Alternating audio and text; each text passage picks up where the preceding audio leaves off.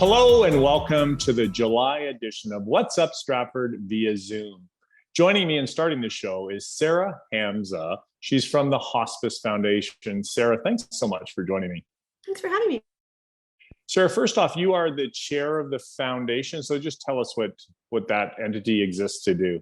Absolutely. I'm the chair of the foundation board, Stratford Perth Hospice Foundation, and we exist to raise funds for the hospice in order to make sure that we can provide services each year for the residents that stay with us. It's about $1 million a year, just shy, to run the hospice. And so that needs to be raised by the community. The ministry certainly provides the nursing care, but all the other associated activities, food, hygiene, maintenance of the building, et cetera, needs to be fundraised. And so that is our purpose. Yeah, that's actually a huge element because I don't think most people understand that. So that's great. One of the ways that you do fundraise is that every day counts. What's that about? It's an amazing initiative. It costs about $350 a day to have a resident in hospice that the community needs to fundraise. And so we have created a campaign honor a loved one who is with us or who has passed on by naming a bed for a day in their name. Some people choose to name all 8 of our operating beds.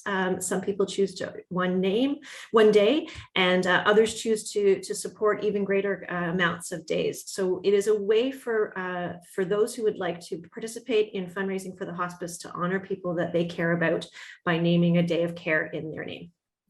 It's incredible because last month, I think it was summer solstice, you celebrated the 3rd anniversary. So tell us just some of the highlights over the last 3 years that you can think of.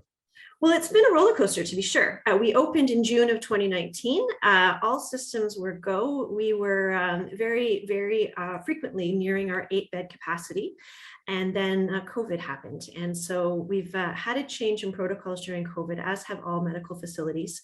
And so there's restrictions onto what we're able to do. But the good news is to open up again. So since our first day of operations, we have housed more than 200 residents. And right now, as we're chatting, Peter, there are 5 residents having their end of life celebrations within our hospice walls. And so that is testament to the restrictions relaxing somewhat and being able to have more visitors and less controls, which we're all very grateful for because truly hospice is a home. And so that is the environment that we would like to provide for our residents. Yeah, I love it. And you mentioned about 200, that's 200 families that are positively impacted through this.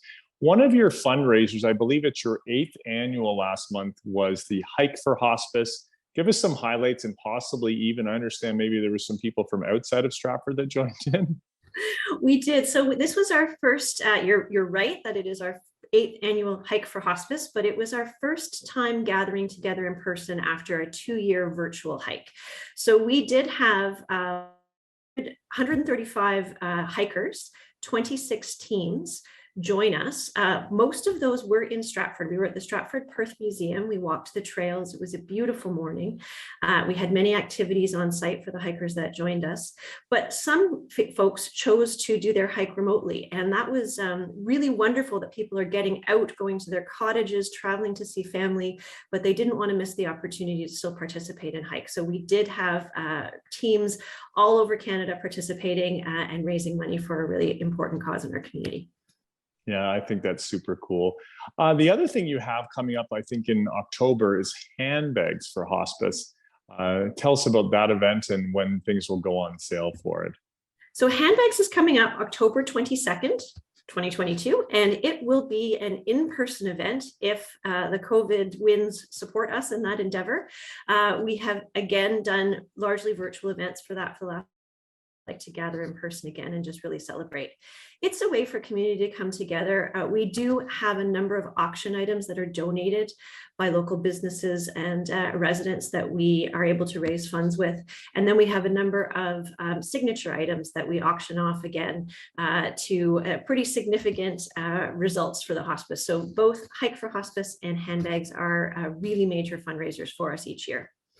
And just to wrap it up, if people want to volunteer, how would they get in touch and maybe a couple of things that they could help out with in practical terms? Yeah, great ask, Peter. We need about 150 to 200 volunteers when we're in full flight. And as I mentioned, we're trying to get back there. So volunteering for the hospice, we welcome all volunteers.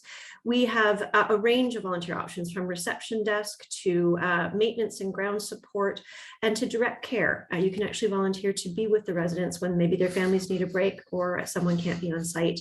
So lots of ways to. And rotaryhospice.ca would be the place to start, by looking on our website and looking at those opportunities and putting your name forward. It's a really wonderful way to contribute to your community. Sarah, thanks for joining me. Thanks for your leadership at hospice. And I think it's wonderful for our community. So thank you very much. It was my pleasure. Thanks for having us on. Coming up next, we're going to talk to Paul from Stratford today.